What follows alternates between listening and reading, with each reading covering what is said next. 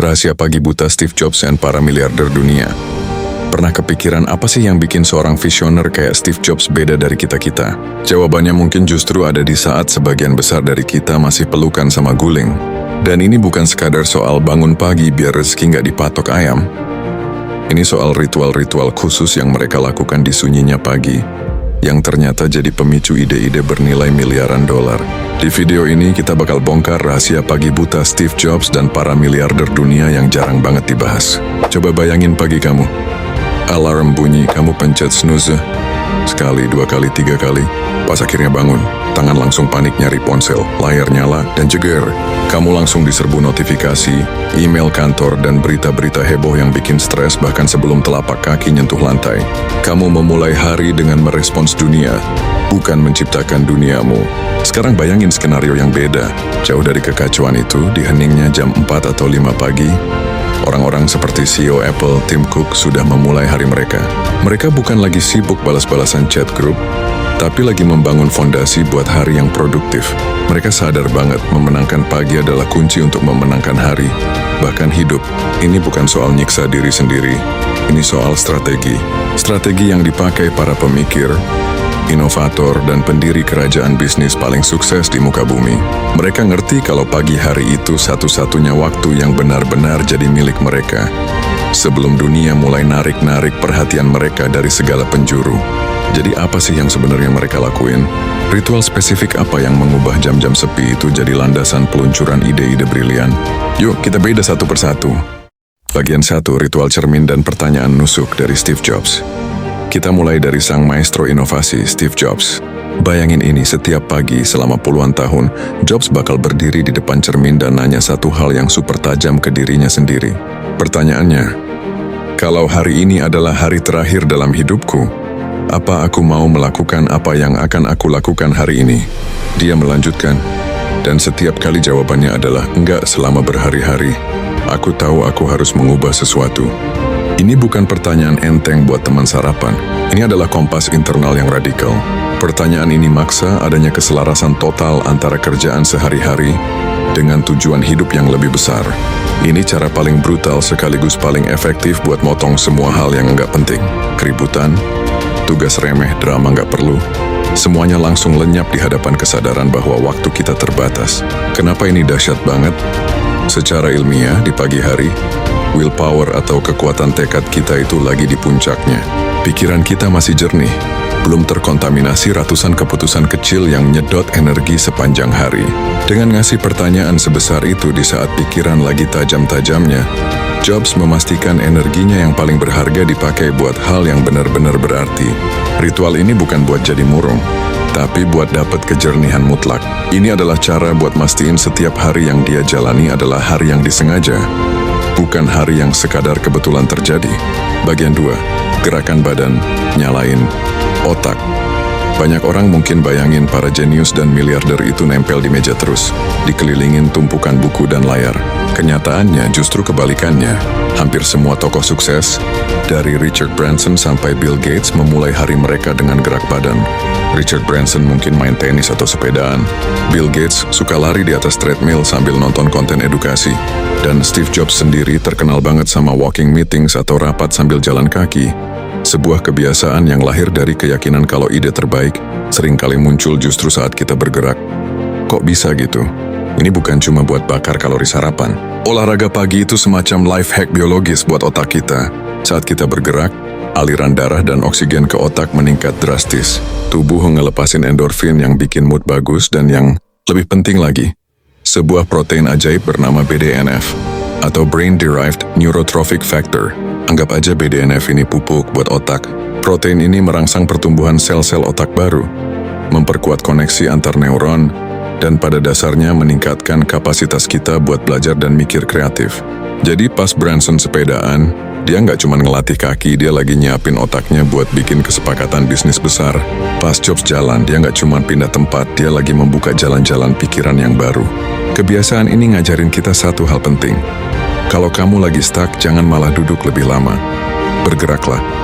Sebuah riset dari Stanford bahkan membuktikan kalau jalan kaki 10 menit aja bisa meningkatkan output kreativitas sampai 60%. Pikiran yang mandek seringkali disebabkan oleh tubuh yang mandek. Gerakan badanmu, pikiranmu bakal ngikutin. Bagian 3, meditasi dan kekuatan jeda yang strategis. Di dunia yang terobsesi sama lebih cepat dan lebih banyak, kebiasaan ketiga ini mungkin kedengeran aneh. Memulai hari dengan gak ngapa-ngapain. Oprah Winfrey, seorang mogul media dengan kerajaan bisnis miliaran dolar, gak mulai hari dengan ngecek rating. Sebaliknya, dia ngeluangin waktu 20 menit buat meditasi dalam sunyi. Bill Gates dan Tim Cook juga menjadikan meditasi bagian dari rutinitas mereka. Ini bukan praktik spiritual yang ngawang-awang. Ini adalah latihan mental yang sangat strategis. Di zaman sekarang yang penuh distraksi, kemampuan buat fokus itu udah jadi superpower. Meditasi adalah cara kita melatih otot fokus itu. Coba pikirin gini, setiap hari pikiran kita itu kayak lalu lintas di jam sibuk, penuh sama ide, kekhawatiran, dan rencana yang saling tabrakan. Meditasi itu tujuannya bukan buat menghentikan total lalu lintas itu karena itu mustahil. Meditasi itu lebih kayak kita duduk di pinggir jalan dan cuman ngamatin mobil-mobil itu lewat. Latihan simpel ini, bahkan cuma 10-20 menit di pagi hari, terbukti secara ilmiah bisa nurunin hormon stres kortisol, ningkatin konsentrasi, dan secara harfiah mengubah struktur otak jadi lebih tangguh ngadepin tekanan. Ini menciptakan ruang di kepala kita. Ruang antara sebuah stimulus, misalnya email nyebelin, dan respons kita. Di dalam ruang itulah letak ketenangan dan kemampuan buat ambil keputusan yang lebih jernih. Para miliarder ini sadar betul, kualitas keputusan mereka nentuin kualitas bisnis mereka. Dengan memulai hari dari pusat ketenangan, mereka memastikan keputusan-keputusan penting yang bakal mereka ambil nggak didasari kepanikan atau emosi sesaat, tapi dari pikiran yang fokus dan jernih. Bagian 4. Konsumsi pengetahuan. Bukan informasi tidak penting, perbedaan orang besar dan para pemikir hebat di dunia. Dengan orang biasa, setiap hari, mereka memulai sarapan dengan informasi yang berguna, bukan drama orang lain atau iklan yang tidak penting. Kenapa mereka seperti itu? Karena para pemikir terbaik paham prinsip, ide masuk sama dengan ide keluar. Mereka tahu kreativitas itu bukan sihir yang muncul dari ruang hampa. Kreativitas adalah hasil dari menyambungkan titik-titik informasi yang udah ada di otak kita. Makin banyak titik berkualitas yang kamu punya, makin banyak koneksi inovatif yang bisa kamu ciptakan. Membaca di pagi hari saat otak masih segar dan mampu nyerap informasi secara dalam adalah cara paling efisien buat menanam titik-titik itu. Dan ini bukan baca berita gosip. Mereka baca biografi, sejarah, laporan industri, dan artikel mendalam yang memperluas cara pandang mereka. Kebiasaan ini melatih otak buat berpikir lintas disiplin dan ngelihat pola yang nggak dilihat orang lain. Ini adalah investasi jangka panjang buat aset mereka yang paling berharga, yaitu pikiran mereka. Sementara orang lain memulai hari dengan informasi yang bikin cemas dan terdistraksi, para miliarder ini memulai hari dengan pengetahuan yang bikin mereka lebih bijaksana dan lebih kuat. Bagian 5, taklukkan satu tugas terpenting. Rutinitas pagi yang keren nggak ada artinya kalau nggak menghasilkan apa-apa. Disinilah kebiasaan kelima jadi penentunya. Mendedikasikan jam-jam emas di pagi hari untuk menyelesaikan satu tugas yang paling penting dan paling sulit. Prinsip ini yang dipopulerkan oleh Brian Tracy sebagai Eat That Frog, didasari pemahaman kalau energi mental kita paling tinggi di pagi hari. Para miliarder sadar betul soal ini, dan mereka menjaganya mati-matian. Contohnya CEO Amazon Jeff Bezos.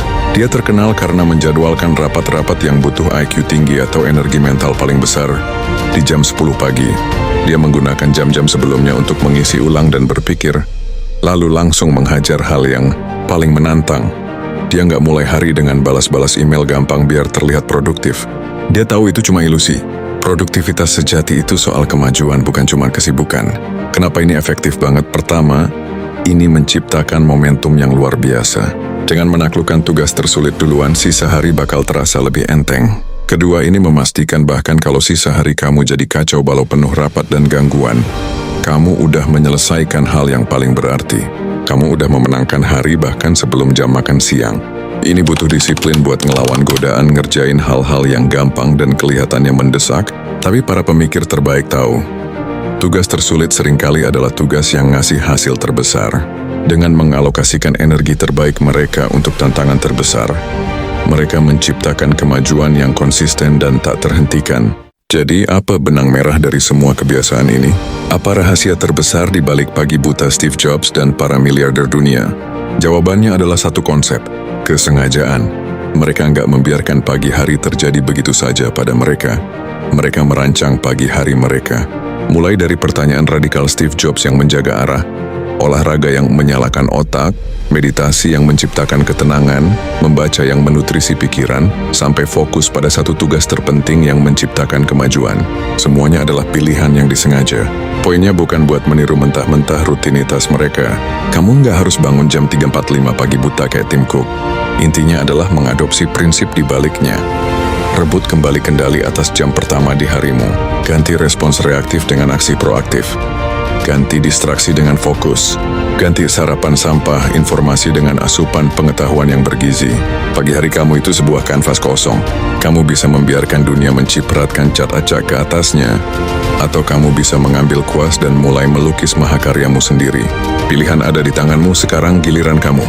Dari kelima rahasia ini, refleksi radikal, gerak badan, jeda strategis, konsumsi pengetahuan, atau fokus pada satu tugas, mana yang paling klik sama kamu dan pengen banget kamu coba mulai besok? Tulis jawabanmu di kolom komentar di bawah.